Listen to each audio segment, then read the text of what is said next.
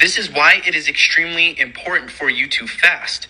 If you don't know what the intestinal villi is, let me explain it.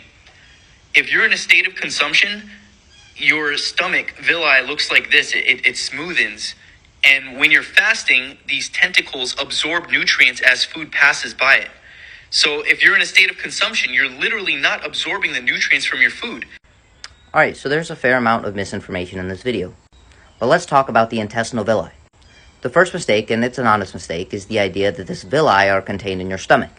These villi are contained in your small intestine and not your stomach.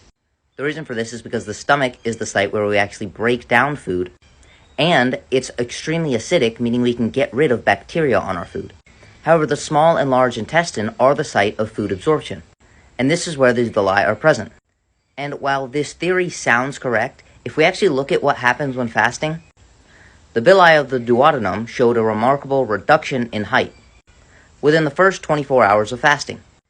And then all intestinal villi heights increased after only 1 day of refeeding. In essence, the idea that underpins this video is actually false. And this is a good thing, because if we didn't absorb food when we ate it, we would have extreme nutrient deficiencies.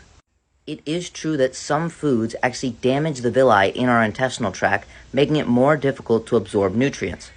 And if you have something such as IBS, which is just a hallmark term for inflammation of your bowel, then you may have decreased intestinal villi height, making it more difficult for you to absorb your food.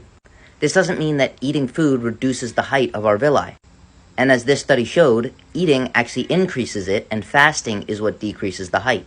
That doesn't mean that fasting can't be beneficial, because it can allow time for inflammation to be resolved, allowing ourselves to increase the intestinal villi if we have an inflammatory bowel disease.